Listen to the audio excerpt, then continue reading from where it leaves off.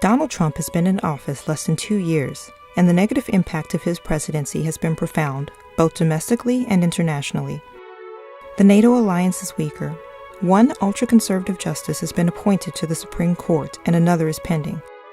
Wealth disparity has been exacerbated from gratuitous, debt-increasing tax cuts, and the environment is more at risk due to an all-out assault by the administration and, ironically, the current and former heads of the agency that was set up to protect it.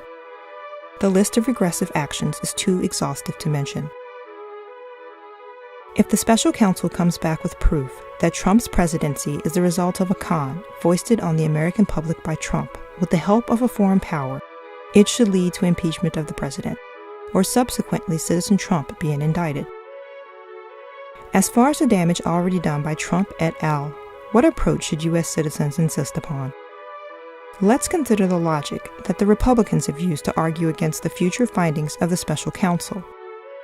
Many have used the legal argument fruit of the poisonous tree to say that whatever Mueller's investigation finds, no matter how damning, should be ignored. They falsely claim the investigation was started due to a dossier compiled by the former MI6 Russia desk agent Christopher Steele, that it was initiated by the Clinton campaign and consequently prejudiced against Trump. A special counsel should never have been appointed. Therefore, any findings should be considered fruit of the poisonous tree and inadmissible. They have used the same specious argument concerning FISA warrants on Carter Page. To be clear, the Steele dossier was not the reason the FBI started the investigation into Russian interference in the election, and it was initially commissioned by the conservative political website, the Washington Free Beacon. Only later was it funded as opposition research by the Clinton campaign.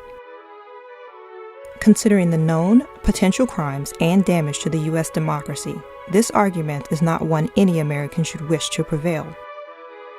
Still, the Republican Party in general insists on the poisonous tree narrative, despite all evidence to the contrary.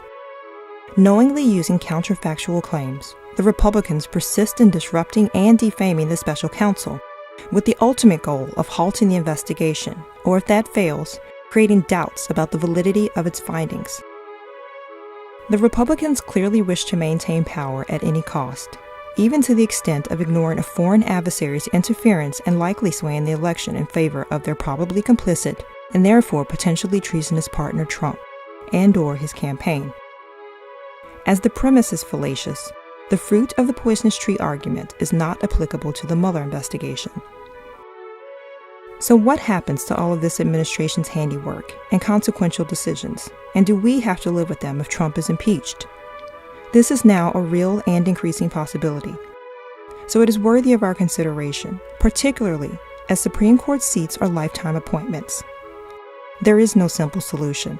The framers of the Constitution never allowed for the scenario we are potentially facing. Impeachment of the president just removes the president. And, as in the case of Watergate, the vice president takes the reins. Clearly, as this entire administration should never have existed, that is an inadequate remedy. The Speaker of the House is third in command and hopefully untouched by this scandal. They should take control in a non-activist caretaker role only until a new presidential election can be held at the earliest possible time. Now let's apply the spirit of the fruit of the poisonous tree metaphor, not pertaining to the Mueller investigation, but the entire Trump presidency.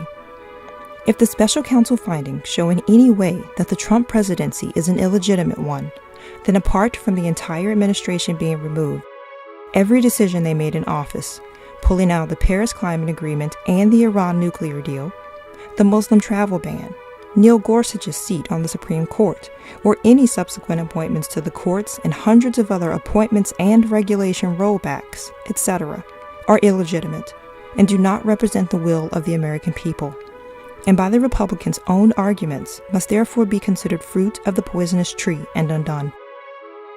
Americans should not have to live with policies or a Supreme Court for decades that do not represent the choices of the people. The members of the Supreme Court or lower courts appointed by Trump should, for the good of the country, offer their resignations, and the House Speaker should accept them immediately. New appointments to these positions and other policies can be addressed by the newly elected President and Congress.